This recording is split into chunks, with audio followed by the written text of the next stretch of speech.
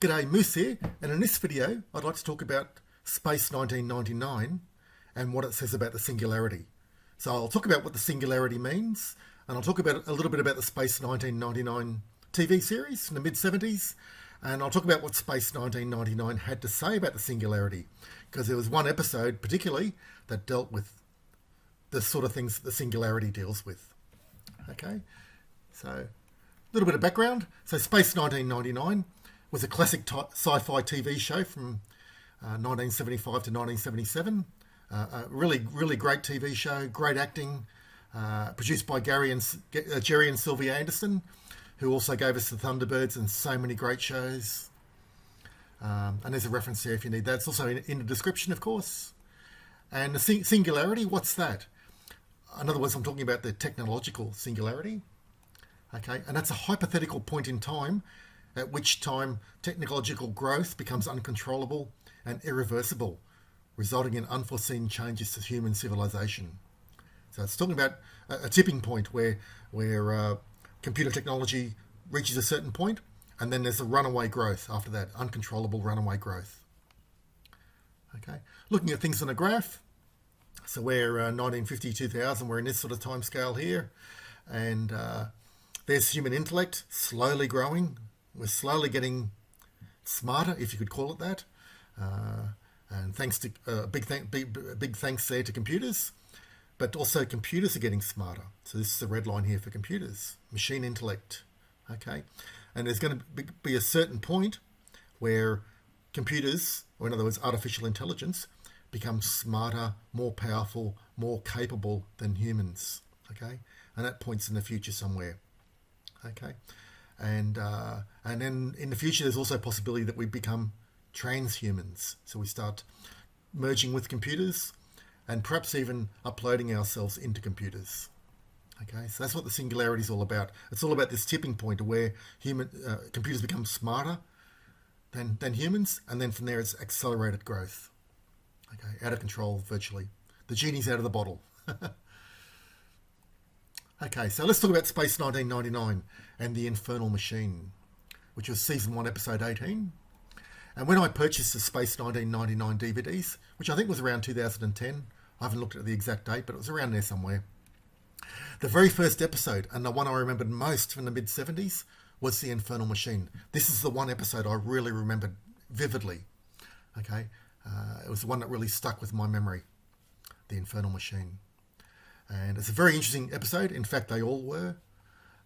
It's very well done. They all were really well done. Some may be slightly better than others. That's debatable. I like all of the episodes. I think they're all very, very well done. And excellent acting. And I think it's excellent acting throughout all of the episodes. So this is a really high-quality TV series, Space 1999. It was a real shock when it was cancelled. I couldn't believe it. But anyway. But this episode, The Infernal Machine, it really resonated with me. Okay, and it had a lot to say about the coming singularity, and we're going to explore that now. That's the purpose of this video, is to explore what Space 1999 had to say about the coming singularity. And it had to say a lot, especially in this episode. Okay, so a little bit more about the singularity, and that's when computers or AI, artificial intelligence, become as smart and as powerful and as capable as humans. Okay, now it's not easy to measure intelligence, and it's not easy to measure artificial intelligence, but there'll come a time when we start asking computers questions and complex questions that previously only humans could answer, and the computers will be smarter and more accurate and faster. From that point onwards, when the singularity happens, there's going to be extremely fast innovation. So computers will design and build smarter computers, and those computers will design and build even smarter computers, and so on. So it's going to be a runaway effect. Once the genie's out of the bottle, there's no putting it back. And it's a runaway train. Eventually, humans and computers will merge, or might merge, and that's a period called transhumans. And humans with computers wide or embedded into their brains. That's all about. And there's signs of that happening now. That's starting to happen. And eventually humans will discard their bodies, perhaps, and perhaps upload themselves, all their personalities, their knowledge, whatever makes us us, into the computer and live as virtual beings, immortal and able to travel at the speed of light, and so on.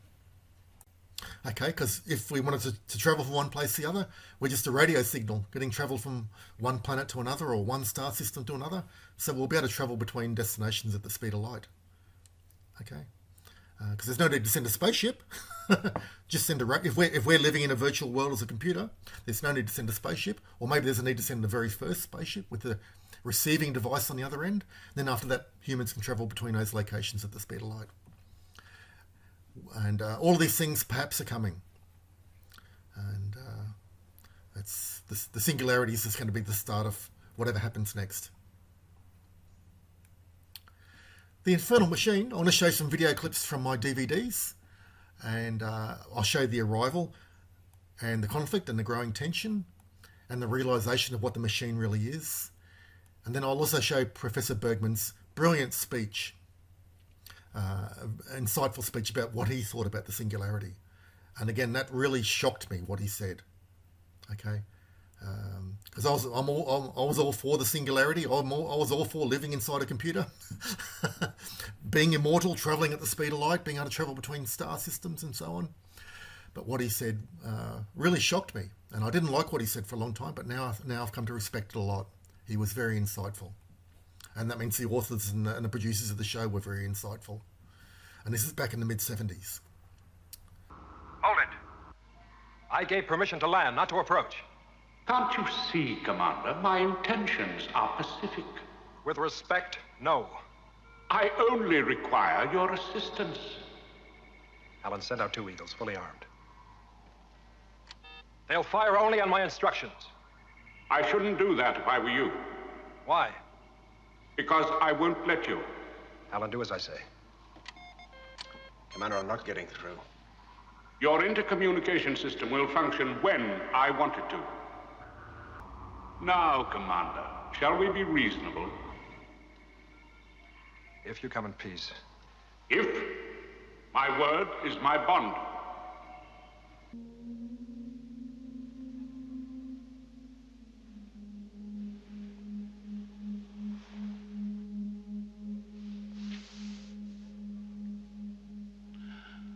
You are very kind, but I have yet to need assistance.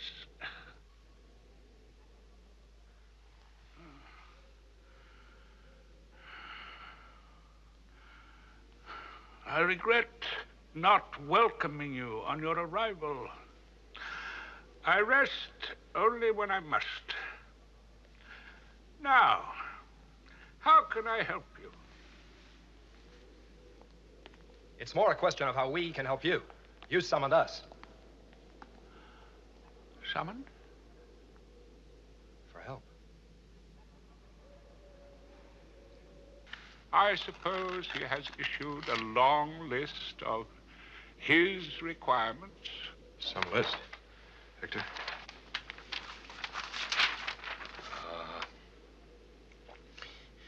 Well, we have most of the basics. I have consulted your computer. You have everything I need. As I said, devious. Gwent's orders have been relayed to Supply Department and await shipment on Dock 4. Colonel, can you hear me? Yes, Commander. When was this order given? 7:11 hours. 23 minutes ago, Commander. You presume too much, Gwent. You are a commander. Everything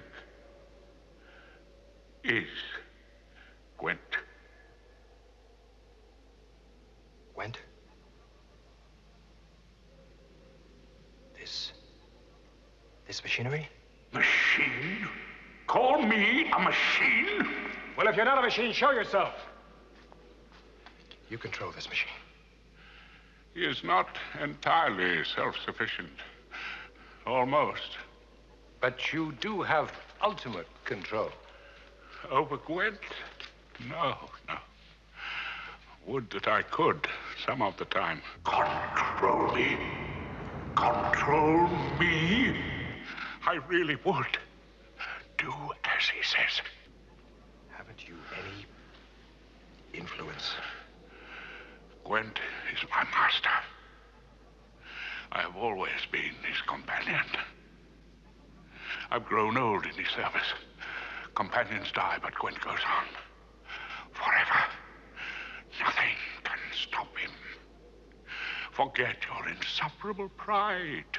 Give him what he wants and then go. While you still can.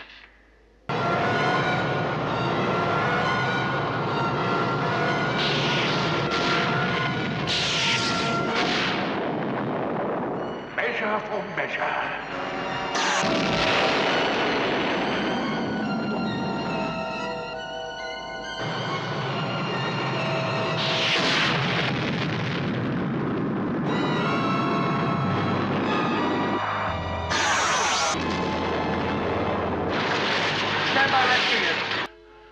I said there were two reasons we came here. I am the second one. And my death is part of your life. You won't even admit it now, will you? No, you're not dying. You're only feigning, trying to annoy me. Admit it, you old fool. Admit nothing. Old friend,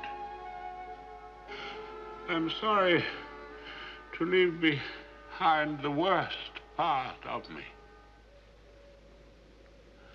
Gwent? Yes, Gwent is me. But he outgrew me. Think of me at my best. I leave you to his dreadful mercy.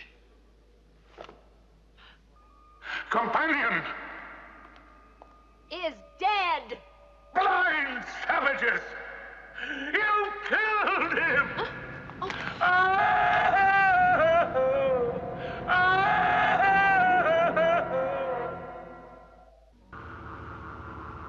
There is no one to restrain me now. You see, having built this, yes, machine to preserve my personality, I discovered too late its inherent weakness. I need company. None of us exists except in relation to others. Alone, we cease to have personalities.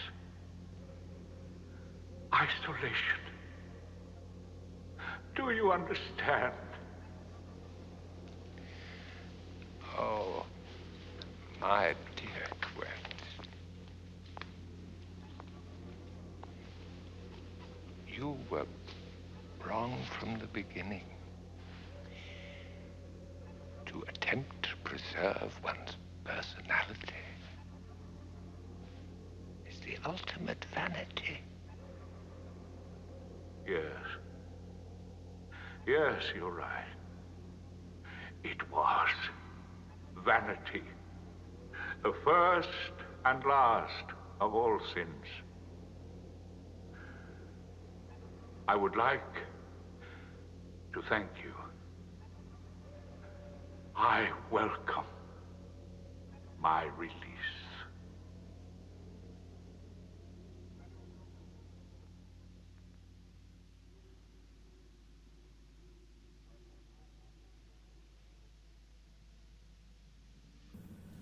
So here's Professor Bergman's speech. This is a key part of it. Oh, my dear Gwent, you were wrong from the very beginning. To attempt to preserve one personality is the ultimate vanity. Okay? And maybe it is. I don't know. I'm not wise enough to understand whether it is or not. To me, it seems desirable to move into a computer and live in a computer and and be immortal and be able to travel anywhere very fast and never have disease again, never have hunger again. But maybe it is the ultimate vanity. I'm not wise enough to say. And I dare say a lot of people commenting on it on the internet and in whatever aren't wise enough either. Wisdom will only come later, when we've maybe 20 years past the singularity. Then we'll realise what we should have done, or what we should have allowed, or what we should have tried to do or stop. Maybe wisdom will be hindsight. Okay, and so what do I think about the singularity? Okay, well, I'm a computer programmer. I've got over 4 decades of programming experience. I love developing software. I love it. It's the one thing I love doing. So after a hard day of working at a client site, I come home and I write code for myself to relax and unwind. I work on my own projects as well. So if I'm doing 16 or 18 hours of programming a day, hey, I'm happy. But that's the way I've always been. So maybe I'm too close to the problem. I don't know. Okay, I've done a lot of work in AI. I've written quite a bit of AI code, and to be honest with you, at this stage, I'm far from impressed with the intelligence of computers. Computers to me are still dumb boxes that we have to tell them to do every little thing and spell it out for them in a great deal of detail, and takes a great deal of work. Okay, and I've been saying for decades that the estimates that the singularity will be here by 2020 are over-optimistic. I've been saying that for decades. I've said it on my webpage. I've said it on various forums on the internet. I've said it to lots of people I know. Because we had people like the singularity is coming, Ray Kurzweil. He said it would be here by 2020. And of course it's not here yet. It's only 2020 now, but still got a few days of 2020 to go, but it's no sign of it happening anytime soon. And personally, I'm very sceptical that it will be here before 2050. I think at least 2050 or later. It will be before the singularity comes, before computers are intelligent enough to be smarter, more capable, more powerful than humans. But then after that, I don't know. Okay, but I doubt it's going to happen before 2050. And I also wonder whether humans will ever be able to discard their bodies and upload themselves into a computer and live in a virtual world. I believe computers will be able to connect directly to the brain. The people are working on that, direct brain to computer connections. So we'll still have a body with a computer attached. That's coming. Okay, whether the computer's inside the skull or somewhere else in the body, or it's just a wireless device inside the skull with sensors, and that's linked to a computer outside the body. It's something like that's definitely happening. We're definitely working down that road. But we'll be able to discard our bodies and upload ourselves into a computer and live in a virtual world. So our body just dies or stays in suspended animation or whatever, stays on life support while we're inside the computer. And what happens if somebody kills our bodies or our bodies die? Do we still live on? So interesting topics there, but again, it needs more wisdom than me, and I would hazard a guess that it takes more wisdom than just about anybody else that's commenting on this stuff. Anybody that calls themselves a singularity expert or a computer expert, treat everything they say with a grain of salt. Anyway, I'll probably do more videos about the singularity in the future. So thanks for watching. Hope you enjoyed the video, and have a nice day.